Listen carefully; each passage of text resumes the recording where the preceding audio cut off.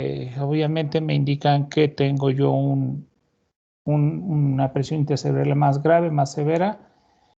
Están relacionadas siempre con lo que es la frecuencia cardíaca y la frecuencia respiratoria, entonces podemos encontrar ese tipo de ondas.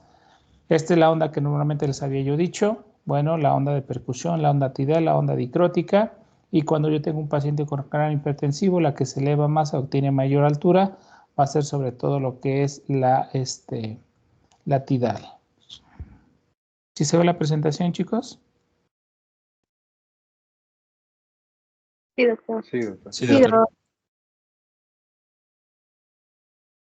Entonces aquí yo tengo un gráfico donde tengo yo aquí mis 3 compartimentos. En este caso tengo mi presión intracerebral normal y fíjense cómo en este caso aparece la onda de percusión, la onda tidal, la onda dicrótica y pues bueno, así es el registro gráfico en el paciente normal. En aquel paciente que tiene evidencia de una masa que va aumentando de tamaño y pues bueno, cambia la morfología, pues en este caso la onda tidal de mayor tamaño que el resto y pues bueno, esa es la representación gráfica. Entre más aumente mi presión intracerebral, pues van apareciendo diferentes tipos de ondas y vamos a encontrar otro tipo de ondas que les llaman ondas tipo A, B o C, que las encontramos y que normalmente son patológicas. Aquí les presento unas ondas A, también llamado de plateo o de meseta, si se dan cuenta. Esto pues normalmente la podemos encontrar sobre todo en aquellos pacientes que tienen una presión de 50 a 100 milímetros de mercurio y pues vamos, en este tipo de ondas vamos a encontrar sobre todo ya un daño neurológico o algún mecanismo de herniación en este tipo de pacientes. ¿Ok? Normalmente siempre va a anteceder, primero es la C, luego la B y luego la A es la de mal pronóstico y pues bueno, tenemos las ondas B. Estas ondas B normalmente aparecen entre una presión entre 20 y 50. Si se dan cuenta, normalmente la onda tidal la vamos a encontrar y pues normalmente en este tipo de ondas podemos ya encontrar alguna alteración, sobre todo el mecanismo de la respiración, la presencia de hipertensión o la presencia de lo que es bradicardia. Entonces, este tipo de ondas normalmente van a anteceder a las A, que son más graves. Y las de tipo C, normalmente estas las encontramos sobre todo en la meseta de las tipo A y pues están relacionadas siempre con el ritmo cardíaco y el ritmo respiratorio. Y este tipo de ondas, también llamadas ondas de Trauer-Herenmeyer, son en pacientes sobre todo casi, estamos hablando de 15 a 20 cuando se llegan a presentar y siempre las encontramos en la parte superior de las tipo A.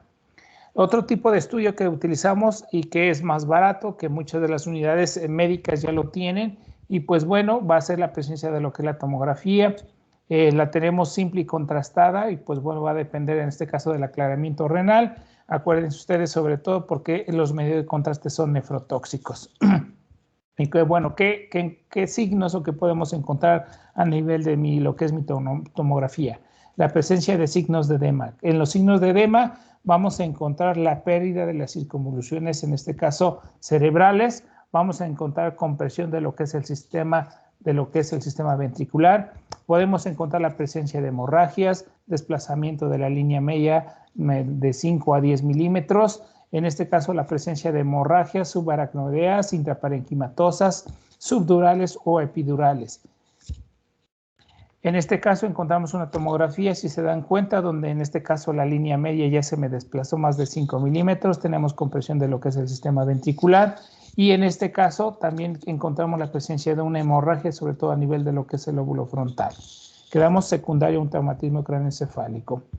Aquí encontramos otro paciente donde tenemos un edema en forma generalizado. Si se dan cuenta, mi sistema ventricular está completamente comprimido. La pérdida, en este caso, de las circunvoluciones, y esto lo podemos encontrar sobre todo en aquellos pacientes que tienen un síndrome urémico descompensado, una insuficiencia hepática, sobre todo con elevaciones altas de amonio, en pacientes con coma mixematoso, sobre todo en pacientes hipotiroideos, y también en cuadros de hiponatremia severa. Entonces, en este caso, vamos a encontrar la presencia de edema cerebral. Ahora vamos a hablar directamente de lo que es el tratamiento médico. El tratamiento médico, obviamente, es muy importante el tiempo de instauración.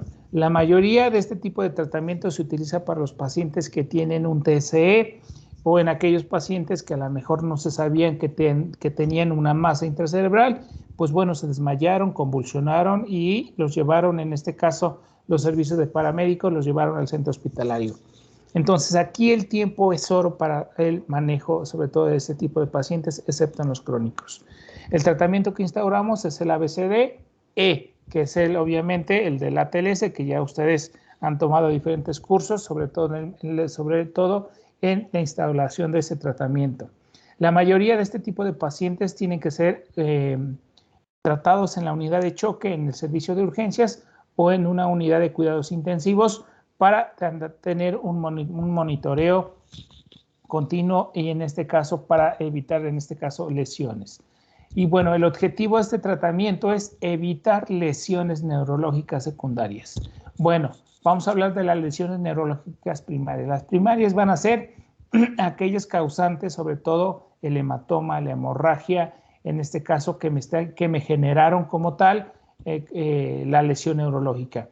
Y pues bueno, en este caso las lesiones neurológicas, estas son prevenibles. Estas normalmente son las que nosotros vamos a prevenir cuando instauramos un tratamiento de manera adecuada.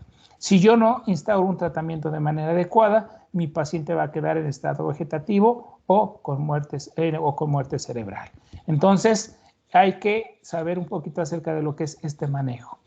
¿Cuál es el objetivo de este tratamiento? Mantener una presión intracerebral menos de 20, mantener una presión de perfusión cerebral mayor de 60 y menos de 120 milímetros de mercurio y pues bueno, evitar cualquier factor que agrave o que precipite ese aumento de la pique. Como tal, este tratamiento es una emergencia médica, sobre todo en aquellos pacientes que tienen un TSE. En esta escalera, obviamente hay diferentes formas que están enumeradas en forma descendente, 1, 2, 3, 4. Es una manera rápida en la cual nosotros podemos instaurar, sobre todo en el servicio de urgencias, en la cual puede ser primero el 1, el 2, el 3, el 4, pero teniendo en cuenta que si mi paciente tiene un deterioro neurológico a los 5, a los 10 minutos que llevo el servicio de urgencias, podemos brincarnos hasta lo que es el 3 o podemos brincarnos hasta lo que es el 4. Esto va a depender de la presentación clínica de cada paciente. ¿Ok? Entonces, pero podemos seguir este caminito si es que nosotros tenemos un paciente estable relativamente con una escala de Coma-Glasgow de 12, de 13, pues podemos seguir este camino para el manejo del paciente. Y pues bueno, vamos con el primero, favorecer lo que es el retorno venoso. Acuérdense ustedes que el flujo de líquido cefalorraquídeo, en este caso se tiene que favorecer para que no impidan y en este caso no empeore en este caso mi presión intracerebral. Entonces tenemos que colocarlo a mi paciente en posición semi-Fowler con la cabeza centrada y pues bueno, en este caso para favorecer ese retorno venoso, sobre todo para minimizar la resistencia venosa.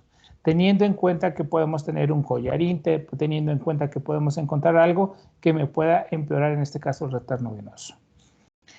La oxigenación, en este caso, acuérdense ustedes que tenemos que mantener una PO2, en este caso, arriba de 90 para evitar, en este caso, hipoxia. Entonces, hay que proteger, en este caso, la vía aérea, evitar, en este caso, la hipoxia y también evitar la hipercapnia porque puede generar vasodilatación y pueden empeorar.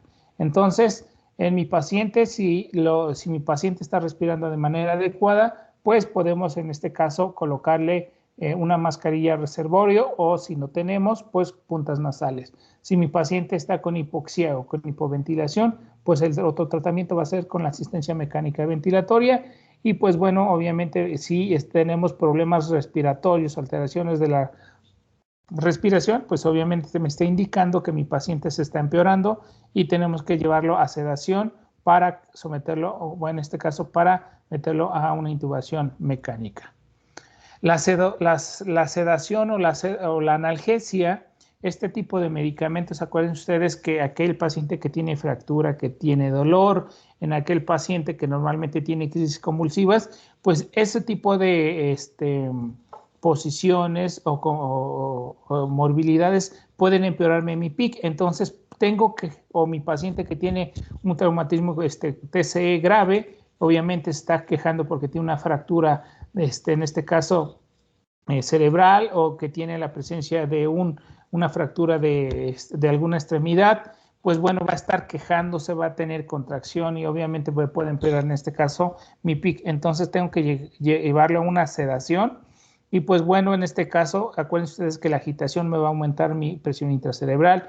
El objetivo de la sedación es con el fin de disminuir un poquito el metabolismo cerebral, pero no tan profundo, en la cual no me altere, en este caso, mis funciones neurológicas y con esto obviamente no me empeore mi PIC. Acuérdense ustedes, si yo utilizo sedación profunda, voy a generar alteraciones del patrón respiratorio y voy a generar, en este caso, hipercapnia. Entonces tengo que evitar eso. Que los medicamentos son de vida media corta para estar valorando sobre todo el estado neurológico de mi paciente, en este caso la escala de Coma-Glasgow. Y la analgesia con narcóticos a dosis bajas, aunque pues obviamente tenemos problemas sobre todo en México por el uso de la morfina y el fentanilo, que se utilizan sobre todo con fines de dependencia, sobre todo en el personal de salud. Los medicamentos que normalmente utilizamos para lo que es la sedación o la pseudoanalgesia va a ser el midazolam. Este lo podemos encontrar en los hospitales, excepto en esto de la pandemia que teníamos desabasto del midazolam.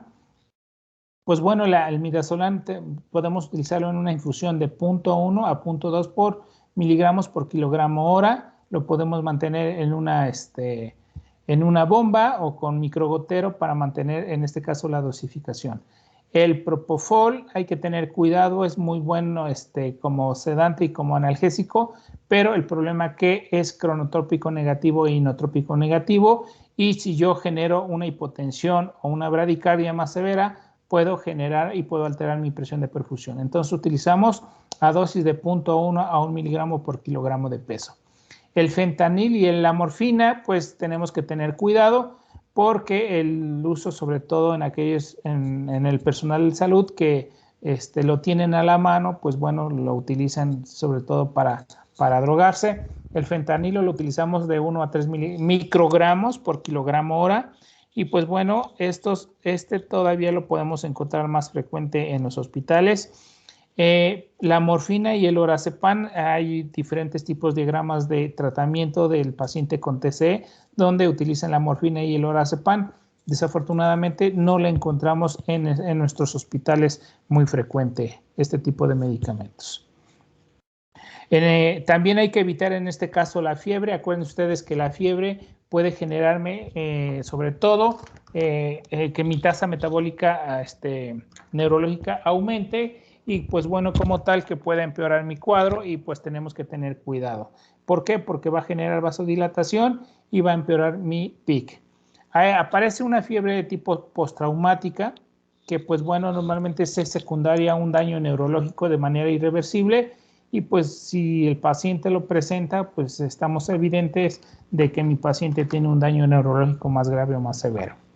El otro forma de tratamiento es mantener mi normovolemia, sobre todo en aquellos pacientes que tienen traumatismo craneoencefálico o traumatismo de algún otro tipo de aparato. Entonces, mantener una normovolemia sería lo más adecuado. Mantener una PVC de 10 a 12 centímetros. Obviamente, para esto necesitamos una línea venosa central y medir mi PVC de manera continua. Mantener una presión arterial sistólica lo más adecuado. Hay una formulita en la cual nosotros utilizamos, sobre todo para medir cuál es la presión arterial sistólica adecuada dependiendo de la edad. Y utilizamos esta regla que tomamos en cuenta 70 más la edad en años por 2 es la presión normalmente adecuada que vamos a utilizar en este tipo de pacientes.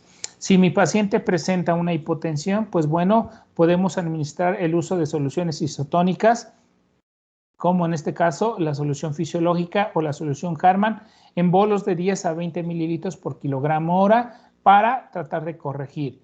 Sería lo idóneo en aquellos pacientes que tenemos choque o en aquellos pacientes que tenemos hemorragia.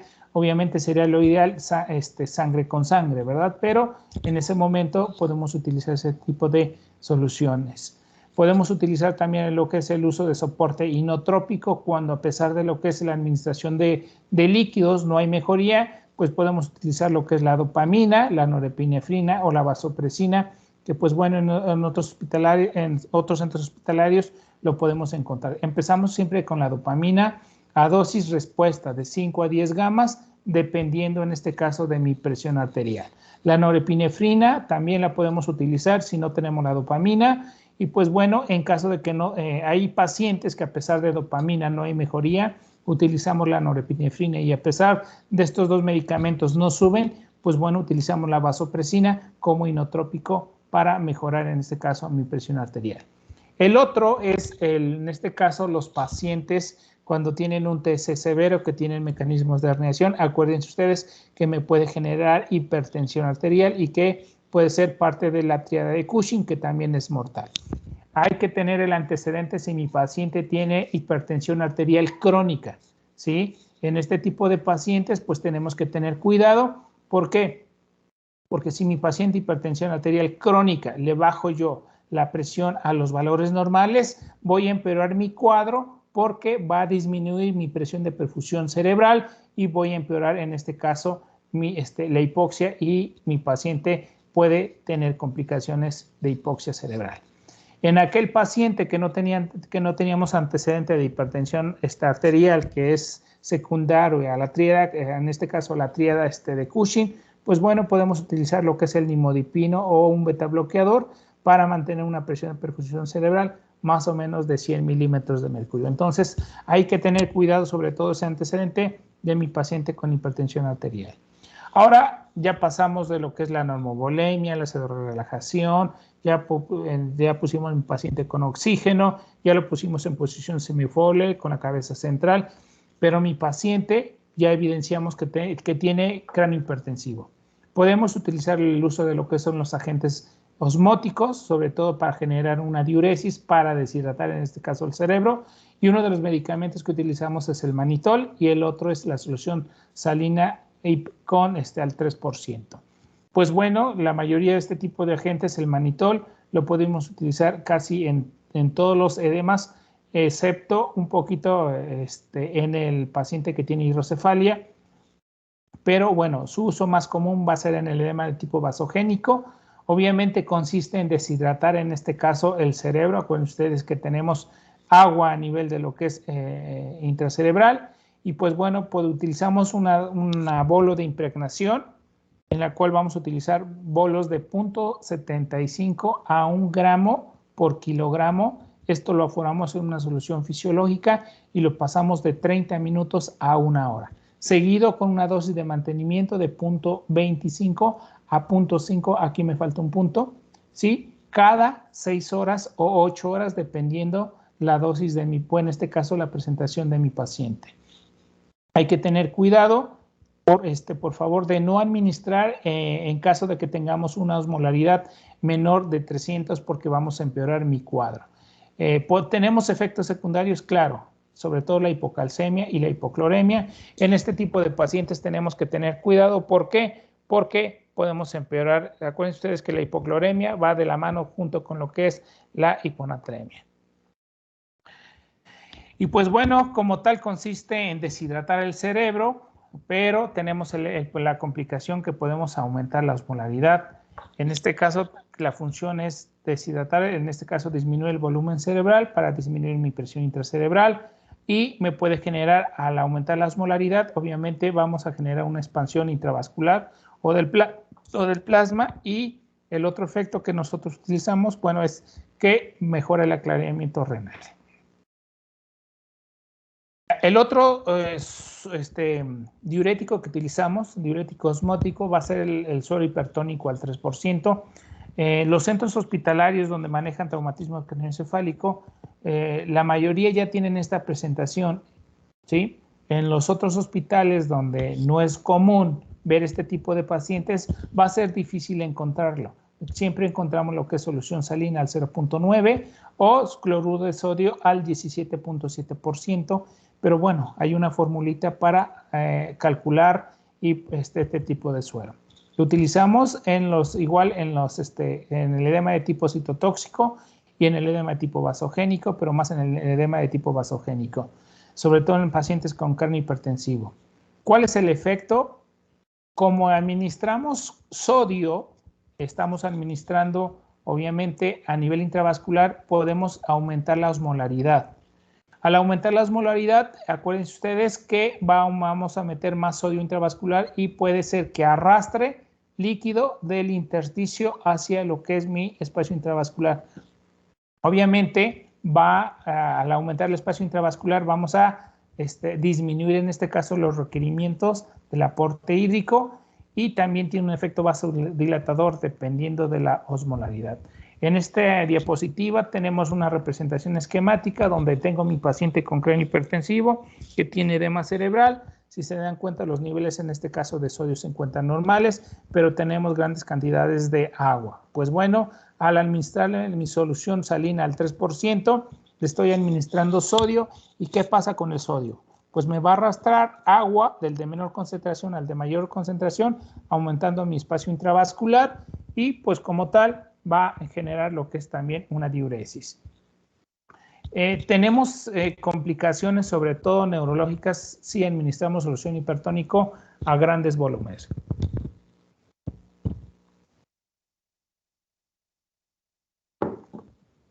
Y pues bueno, una de las complicaciones normalmente es el síndrome de mielonisis póntica, que es un deterioro neurológico. Entonces tenemos que tener los niveles de sodio para no generar una hipernatremia severa. Y pues bueno, vamos a hacer un ejemplo de un paciente donde le vamos a administrar solución salina al 3%. ¿Cuál es la dosis que utilizamos? La utilizamos a dosis de 5 a 10 mililitros, ¿sí? Normalmente esta la administramos de 30 minutos aproximadamente en una solución y pues bueno, va directamente al paciente. Siempre empezamos con las dosis más bajas y dependiendo lo que es la presentación clínica o la disminución del edema, es como nosotros lo vamos a utilizar. Utilizamos una infusión de 0.1 a 1 mililitro por kilogramo hora. Y pues bueno, ahora vamos a hacer el ejemplo de cómo vamos a preparar mi solución salina en aquellos centros hospitalarios donde no tenemos. Multiplicamos el volumen requerido, que van a ser 5 mililitros, por el peso del paciente. En este caso es un infante que pesa 30 kilos. El total va a ser solución salina al 3%. Pues bueno, aquí del total de líquidos de solución salina al 3%, lo vamos a dividir entre 6. ¿Esto qué quiere decir? Que el resultado o esa sexta parte le vamos a administrar de solución salina al 17.7%, que es esta, que es una sexta parte. Las otras 5 sextas partes se las vamos a administrar de solución salina al 0.9% y el total va a ser lo siguiente: 5 mililitros, que va a ser por el kilogramo, 5 por 30 son 150 que necesito de solución salina al 3%. El total lo divido entre 6, ¿sí? Y que me da un total de 25 mililitros. Estos 25 mililitros se los voy a administrar de solución salina al 17.7% más 125 de solución salina al 0.9 para que me dé un total de 150 mililitros de una solución salina al 3%. ¿Alguna duda ahorita con esta forma de preparar mi solución salina al 3%? Doctor, ¿siempre se va a dividir entre 6? Siempre se va a dividir entre 6. Es una manera rápida para hacer esa conversión. Gracias, doctor. ¿Sí?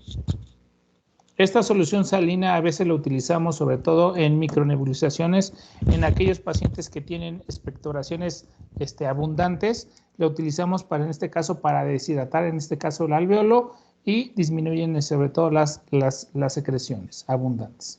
No nada más la utilizamos en este caso para el manejo de la PIC o en este caso para el aclaramiento renal. También lo utilizamos en ese tipo de pacientes. Sí, adelante. ¿Para qué se usa o se añade la solución salina fisiológica? Bueno, punto 9. Para que la suma del total de solución salina del 17%, que es una sexta parte, más 5 sextas partes de solución al 0.9, me dé una solución de 3%. Ok, gracias. Y bueno, Gracias. como tal, esta solución salina al 3% tiene complicaciones. Como le administramos sodio, obviamente podemos generar una hipernatremia, entonces tenemos que tener cuidado de no administrarlo en aquellos pacientes que tienen más de 150 mini-equivalentes. El otro es, al meter más sodio, pues vamos a generar una hiperosmolaridad que en ocasiones, en este caso, me puede generar una lesión renal aguda y tenemos que tener cuidado. Podemos generar sobrecarga de líquidos, sobre todo en aquellos pacientes que tienen una cardiopatía o una neumopatía, que no toleran grandes cantidades de volumen. Pues bueno, al meterle en este caso líquidos hipertónicos van a arrastrar agua y podemos generar o empeorar un edema agudo pulmonar o la insuficiencia cardíaca. El otro es la acidosis metabólica y tenemos que tener cuidado porque mi paciente tenemos que mantenerlo con un pH normal. El otro problema que es más grave va a ser el síndrome de desmielinización osmótica. Y pues bueno, anteriormente lo llamaban los libros como mielonisis central póntica, que este tipo de lesión es una mielonisis sobre todo a nivel de lo que es del puente y que normalmente los pacientes terminan en estado vegetativo. Entonces tenemos que tener cuidado, sobre todo con administrar. Este síndrome de desmielinización osmótica era muy frecuente en aquellas pacientes que utilizaban la sal de higuera para bajar de peso, sobre todo por efecto de tipo laxante. Entonces les indicaban la sal de higuera, le administraban grandes cantidades de sal y generaban una hipernatremia y la complicación era el síndrome de desmielinización osmótica. Entonces hay que tener cuidado, sobre todo en ese tipo de pacientes. El otro pues va a ser el uso de la acetozolamida, ya saben ustedes, solamente en pacientes que tienen hidrocefalia. Y pues bueno, más que nada se puede utilizar en combinación con osmoterapia como lo que es el manitol o solución hipertónica al 3%. La función ya saben ustedes que es la disminución de la anhidrasa carbónica para disminuir la producción de líquido cefalorraquídeo y obviamente disminuir el flujo a nivel de los plexos coroideos. La dosis de mantenimiento va a ser de 750 a 1 gramo por día dividido en 2. Ya saben dónde actúa. En pacientes que tienen un estado de choque o un estado anémico, pues bueno, hay que corregir más o menos los niveles de hemoglobina mínimo a 10. Acuérdense ustedes que en este caso los eritrocitos me llevan el oxígeno. Si yo tengo un paciente que tiene una anemia de 4 o de 5, pues se van a dar cuenta que mi paciente va a estar hipoxémico. Entonces llevarlo lo que es a una normovolemia, sobre todo de los niveles de hemoglobina. Profilaxis de antibióticos solamente se indica cuando yo tengo tejido cerebral expuesto o tengo evidencia de unas fracturas, sobre todo a nivel de la base de cráneo. Tratamiento anticonvulsivo. Este tratamiento anticonvulsivo normalmente se recomienda en pacientes que tienen una disminución de la escala de Coma-Glasgow menos de 12. En pacientes que tienen 15 o 14, muchas de las veces no se utiliza. ¿Qué me está indicando? Que mi paciente tiene una crisis convulsiva es que tenemos la presencia de un daño neurológico.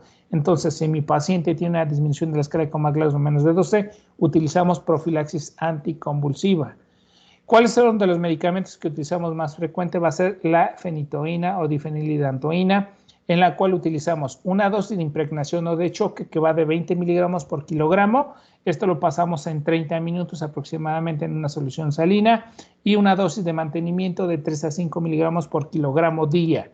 Esto es cada 8 horas.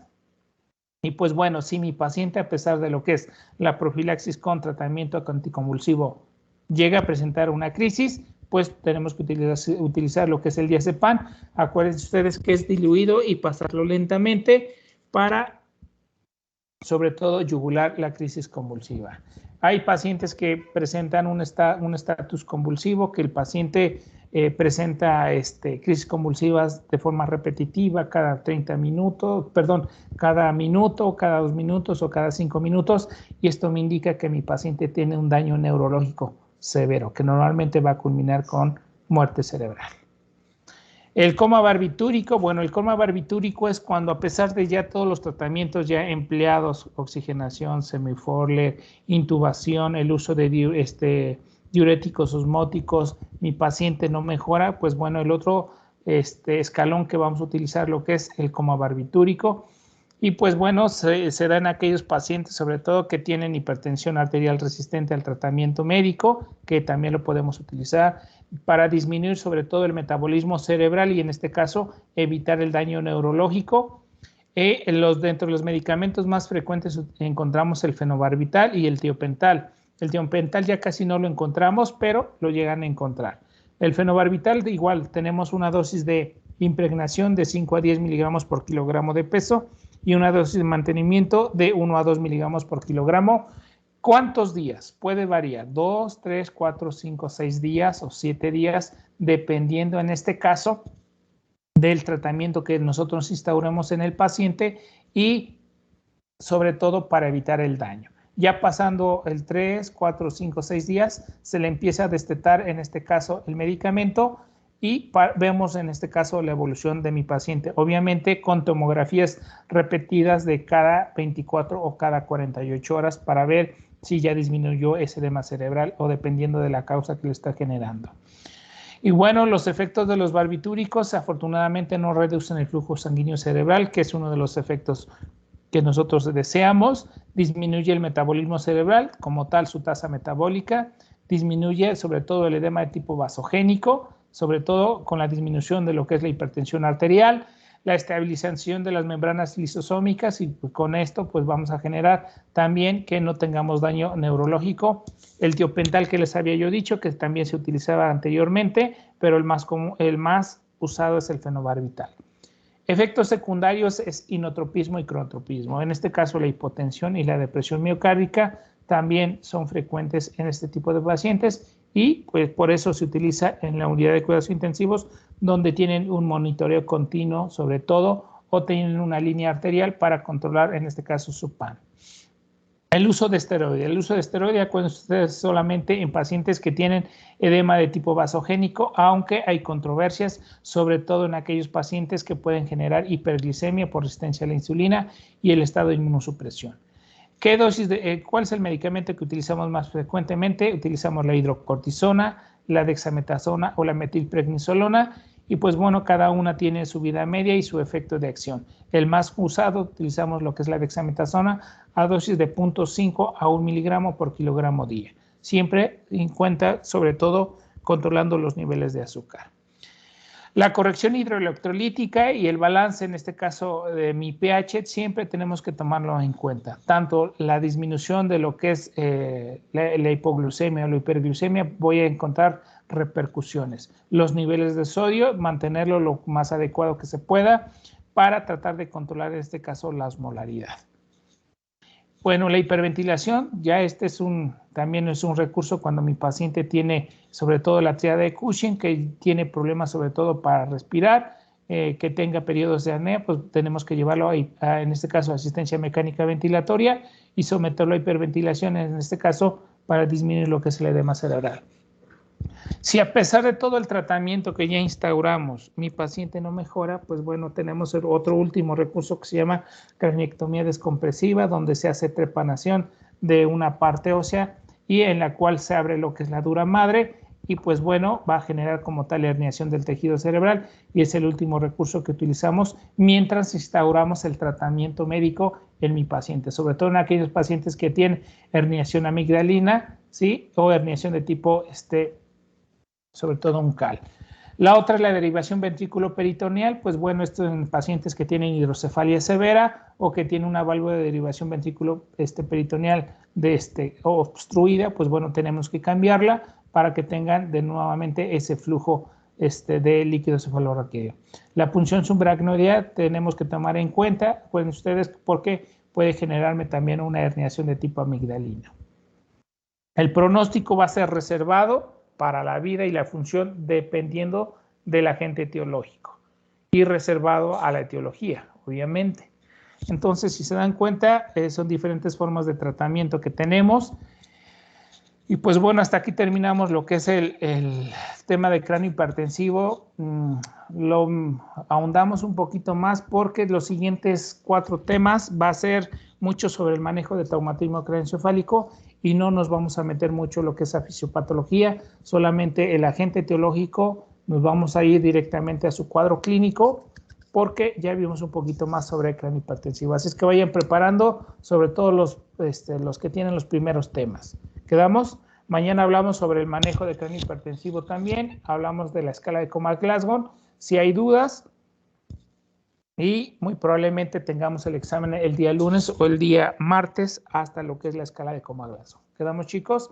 Así es que los que tienen los primeros temas, por favor, ya váyanmelos enviando para ver cómo están y comentarles que me van a anexar más.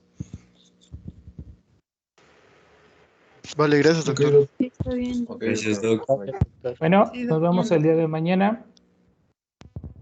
Nos vemos, Bye, doctor. bye. Mañana, doctor, gracias. Gracias, doctor. Hasta mañana, doctor.